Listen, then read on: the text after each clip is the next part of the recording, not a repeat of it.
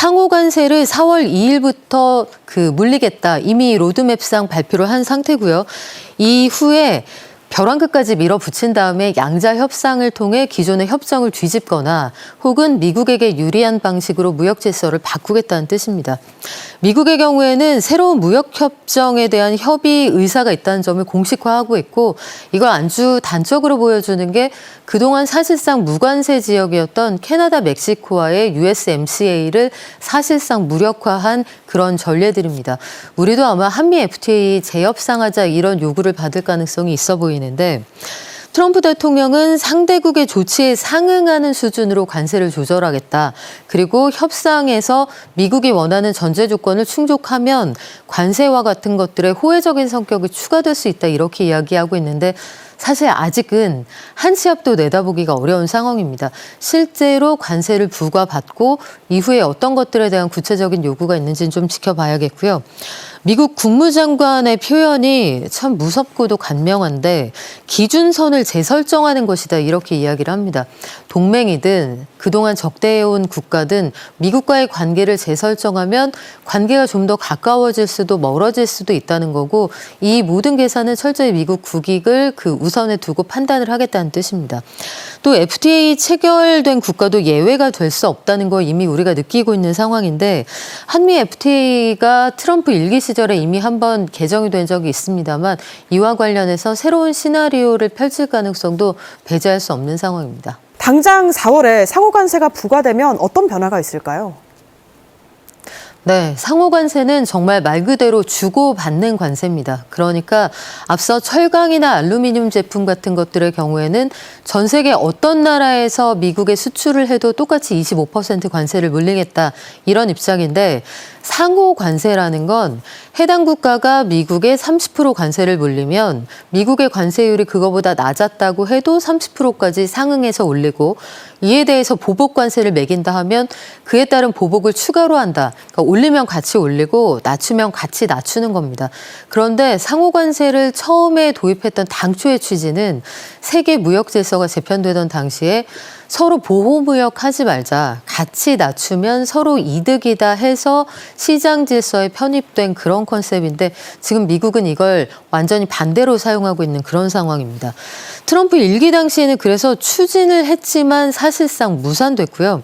왜냐하면 트럼프 정부 안에서도 공화당 내에서도 이 트럼프 정부를 지지해서 선출했던 그런 해당 지역에서도 이렇게 하면 서로 손해다 이런 인식이 있었기 때문인데 2기 트럼프 정부는 1기 때보다 훨씬 더 좀 강경한 것으로 보이고요. 이게 상대국의 관세율에 비관세 무역 장벽까지 고려한다는 건데 그래서 나왔던 얘기가 한국의 부가세, 유럽의 부가세 이런 것들입니다. 그러니까 부가세는 엄연히 내국세고 이 관세와 무관함에도 불구하고 이 부분까지도 트집을 잡을 정도로 지금 트럼프 2기 행정부가 아주 강경한 입장을 취하고 있다는 거고 자동차나 의약품에도 약 25%의 품목별 관세를 물리겠다는 로드맵을 제시를 했습니다. 트럼프 대통령은 상호 관세를 이제 자동차 관세와 함께 부과하겠다 이런 입장도 밝혔는데 트럼프 대통령을 지지해서 이번에 다시 한번 백악관에 입성하게 한 여러 지지층 중에 하나가 백인을 중심으로 한 블루칼라 계층, 특히 이 러스트벨트에 있는 블루칼라들이다 이 부분을 강조를 하고 있는 거죠. 이렇게 하면 잃어버린 미국의 제조업 일자리가 살아날 것만 같은 느낌을 미국인들에게 주고 싶다는 건데 이 발표 전에 물밑 접촉을 하면서 우리가 최대한 협상에서 유리한 고지에서 대화를 시작해 나가는 게 상당히 중요할 것으로 보입니다. 이게 본격적으로 양자 협상이 시작되면 그때부터 본 게임이 시작된다 이렇게 이해하셔도 무방합니다. 한국은 미국의 8번째로 무역해서 장사 잘하는 나라, 그러니까 10등 안에 들어간다는 얘기인데 미국이 지금 관세를 부과하고 공격하고 특히 맹공하는 나라들을 보면 미국의 주요 무역 적자를 만들어내는 나라들이거든요. 그 대표적으로 인근에 있는 멕시코, 캐나다, 중국 이런 나라들인데 순서대로 이제 조여오기 시작을 하겠죠. 한국의 경우에는 작년에 역대 최대치의 자동차를 미국 시장에 갖다 팔았습니다. 그 러시아에 대한 제재 속에서 러시아 판매 물량이 완전히 사라졌지만 그 물량을 상쇄하고 남을 만큼 북미 시장에 갖다 팔았거든요. 이런 것들을 당연히 미국에서 협상의 지렛대로 활용할 것으로 보이고, 자동차와 반도체, 의약품 대미 수출 현황을 보면 우리나라에서 이 주요 수출 품목에 미국이 얼마나 중요한 시장인지 확인할 수가 있습니다. 지금 보여드리는 그래픽처럼 미국 시장을 잃어버린다, 그러면 우리 굉장히 타격이 클 것으로 예상이 되는데, 일단은 관세 부과 자체를 피할 수는 없을 것 같지만 관세를 물린다고 해도 여러 가지 예외 조항이나 면책 조항 이런 것들을 만들 수 있도록 협상하는 노력이 필요할 겁니다. 협상 전략을 좀 구체적으로 정밀하게 짜야 한다, 이런 부분인데, 미국 내에서 반도체 공장을 유치하기 위한 압박용이라는 거 우리가 모르지 않거든요.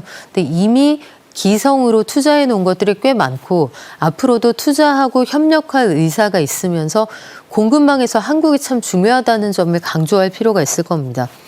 또 미국의 경우에는 1994년에 주요 무역 상대국의 의약품에 대해서 관세를 철폐한 적이 있는데, 이게 사실 상대국 조우라고 한 게 아니라 미국 내의 약가 이것들을 낮추기 위한 조치였습니다. 그러니까 미국 내의 제약사들이 개발은 하는데 실질적으로 이 레시피를 가지고 약을 만드는 건 해외에 외주를 주는 사례가 많았거든요. 이렇게 관세를 무차별적으로 부과하게 되면 결국은 미국 사람들이 사 먹는 약의 약값이 올라갑니다. 이 부분에 대해서도 강조할 필요가 있을 것 같고, 트럼프 대통령이 모든 의약품에 수입 관세를 매긴다고 하는데 인도 등에서 들어오는 의약품에 대해서도 관세를 매긴다고 하니까 향후에 관세 부과가 결국은 인플레이션 잡으려고 하는 미국 정부에게도 부담이 될 수 있다는 점, 이런 것들 우리가 협상할 때 적극 활용해야 할 것 같습니다. 분명히 우리가 가시권 안에 들어있는 것 같은데요. 앞으로 어떤 대응책이 필요하다고 보십니까?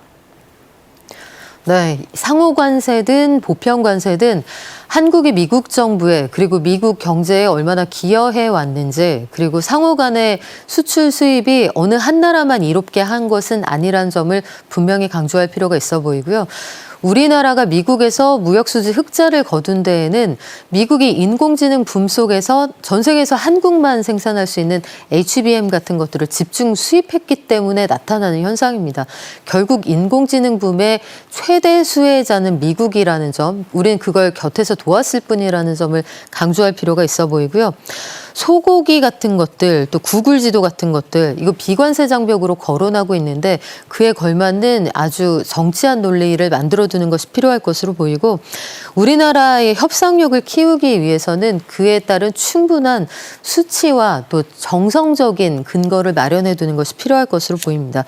통상압력이 점차 강화될 것이라는 걸 예상을 하고 최악의 시나리오부터 우리 단계적으로 그 비상 플랜 가지고 협상에 임해야 할 것으로 보입니다.